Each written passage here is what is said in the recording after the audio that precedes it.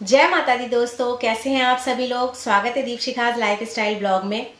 तो वो 3 काम जो भूल कर भी आपको अपनी रसोई घर में गलती नहीं करनी होती है, विशेष ध्यान रखना होता है घर की जितनी भी महिलाएं होती हैं उनको। इससे बहुत ही शुभ परिणाम मिलते हैं। माँ अन्नपूर्णा हमेशा प्रसन्न रहती हैं। तो क्या वो 3 काम है जो आपको गलती बिल्कुल भी नहीं करनी है। देखिए, पहला तो ये है कि जो दूध होता है, दूध का महत्व बताया गया है शास्त्रों में कि पुराणों में कि पूत से भी बढ़ के बताया गया है। आपने सुना होगा कि जब श्री कृष्ण भगवान छोटे थे, माँ यशोदा की गोद में लेटे हुए थे और उस समय उन्होंने चूल्हे के ऊपर दूध का पतीला रख दिया था और जैसे ही उनको लगा कि दूध बाहर निकलने वाला है, बहने वाला है, उन्होंने श्री कृष्ण भगवान को भी जल्दी से जमीन में बिठा दिया था और भागी थी वो रसोई घर के लिए कि दूध बाहर ना निकल जाए। तो आप समझ सकते हैं दूध और पूत का कितना महत्व है। तो ये कहानी मैंने इसलिए आपको बताई थी क्योंकि बहुत सारे लोग ये तर्क करते हैं कि ऐसा करने से क्या होता है। अरे कुछ नहीं होता, सब अंधविश्वास है। तो आपके तर्क का उत्तर देने के लिए मैंने ये कहानी आपको बताई थी। तो देखिए, पहला नियम है जो भूल कर भी गलती नहीं करनी है कि कोई भी बाहर से दूध लेके आता है तो घर की लक्ष्मी को, घर की माताओं और बहनों को अपने हाथ में उस दूध को लेना होता है। और जब चूल्हे पे चढ़ाएंगे, भले ही आपके घर में कितने भी सेवक लगे हों, आपके हेल्पर लगे हों, लेकिन दूध जब आप पतीले में रख के चढ़ाएंगे चूल्हे पे, वो घर की जो है लक्ष्मी को, माताओं को, बहनों को ही चढ़ाना चाहिए। तो ये गलती आज से आपको नहीं करनी है। दूसरा कि आज के समय इतना ज़्यादा व्यस्त हो गए हैं सब कि अपनी अपनी हेल्प के लिए जो हेल्पर रख लेते हैं कि किचन में हाथ बटाने के लिए। रोटी कोई भी बना देता है, सब्जी कोई भी काट देता है, लेकिन जब आप सब्जी और दाल चूल्हे पे छौंकेंगे वो घर की माताओं को ही करना है। तो दूसरी गलती आपको अब ये नहीं करनी है कि अपने चूल्हे पे जब भी सब्जी बनाते हैं या दाल बनाते हैं तो घर की ही स्त्री को बनानी चाहिए।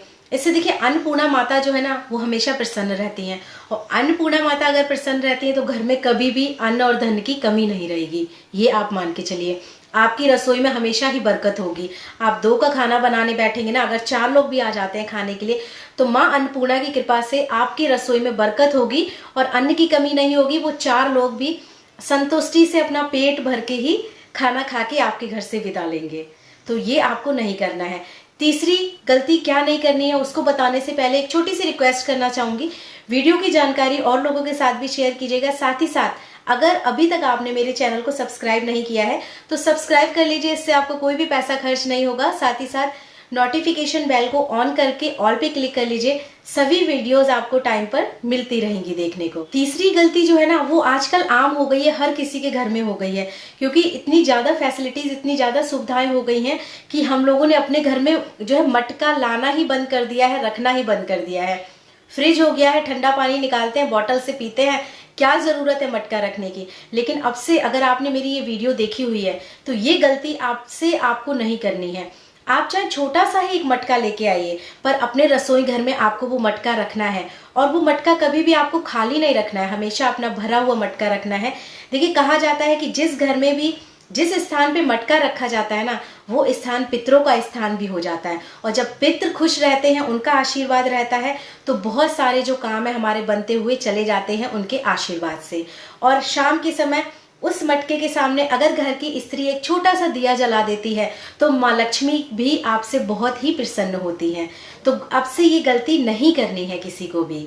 और घर का जो मटका होता है उसको कभी भी आपको खाली नहीं रखना होता है। अगर आप उसको खाली रखते हैं तो क्या होते हैं, जो हमारे पितृ होते हैं ना, वो रुष्ट हो जाते हैं। और भाई, पितृ अगर रुष्ट हो जाते हैं तो बहुत सारे संकटों का सामना करना पड़ सकता है, बहुत सारे दुखों का भी सामना आपको करना पड़ सकता है। तो ये 3 मुख्य काम होते हैं जो घर की हर एक स्त्री को ध्यान देना होता है। भूल कर भी ये 3 गलतियां आपको नहीं करनी होती हैं। अगर आप ये सारे तीनों नियमों का पालन करते हैं तो घर में आपके बरकत ही बरकत होती है। माँ लक्ष्मी हमेशा ही आपसे प्रसन्न रहती है। साथ ही साथ पितरों का भी आशीर्वाद हमेशा ही आपके सर के ऊपर बना रहता है। धन्यवाद इस वीडियो को देखने के लिए, साथ ही साथ मेरे चैनल को सपोर्ट और प्यार देने के लिए। मिलते हैं नई वीडियो में नई जानकारी के साथ, जिससे कि हमारे और हमारा घर परिवार हमेशा सुख और समृद्धि से भरा रहे। जय माता दी, जय श्री राम।